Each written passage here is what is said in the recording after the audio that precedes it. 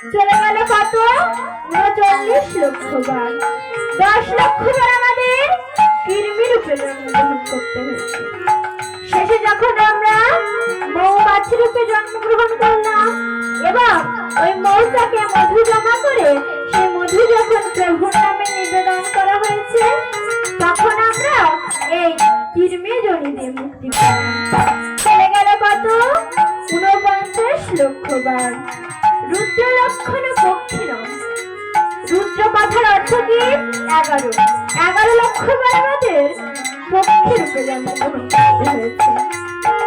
শেষে যখন আমরা সুখ সারি রূপে জন্মগ্রহণ করলাম এবং ওই মধুর রাম নামে যখন বাদনে উচ্চারণ করলাম, তখন আমরা এই পক্ষী জনিত মুক্তি পেলাম।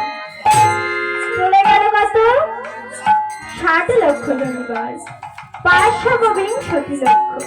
৫২০ লক্ষের অর্থ কি ২০ লক্ষ বার আমাদের পশু রূপে জন্মগ্রহণ করতে হয়েছে।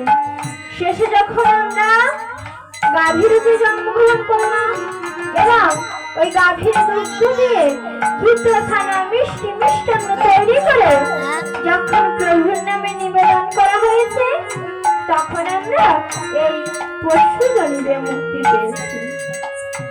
চলে গেল কত ৮০ লক্ষ জনিবার।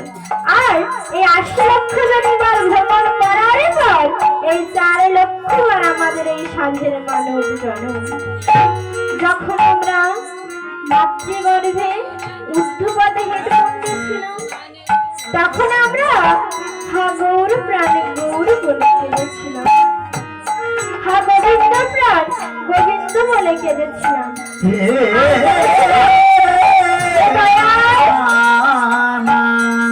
এই যে অন্ধকার কারাগার, ৩২টি নাভির গন্ধ, এমন কারাগার থাকতে পারছি না প্রভু, এমন কারাগারে আমি আর থাকতে পারছি না। তুমি আমাকে ভূমিষ্ঠ করে তোমার ধরায় নিয়ে চলো। ভগবান এসেছিলেন, এসে বলেছিলেন,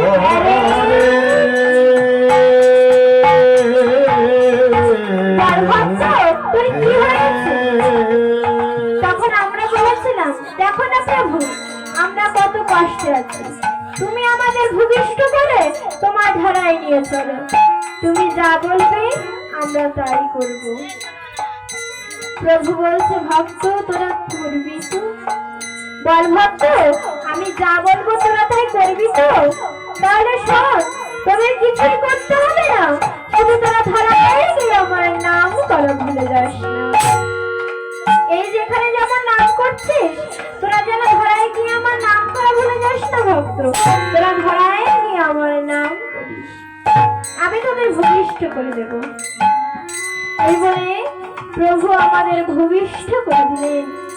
ভূমিষ্ঠ হয়ে দেখলাম কি সুন্দর পৃথিবী, মাতায় আমার, পিতায় আমার, ভাই আমার, বন্ধু আমার, আত্মীয় স্বজন সকলে আমার। আবার আবার করে ভুলে গেলাম আমি কার, ভুলে গেলাম গৌর সুন্দরের কথা। কখন তার কথা মনে পড়েছে না, পাশে একজনের হরিবাসর হচ্ছে, শুনতে যাওয়ার সম্বলটুকু রইল না। পাশে একজনের হরিবাসর হচ্ছে, শুনতে যাওয়ার সম্বল রইল না। তখন সম্বল কি হয়েছে না, একটি লাঠি। তখন সম্বল হয়েছে একটি লাঠি। তখন মনে পড়ে আমি কার। তখন আমরা বলি, ওরে সখীগণ, যেদিন আমার অবসরের সময় হয়ে যাবে,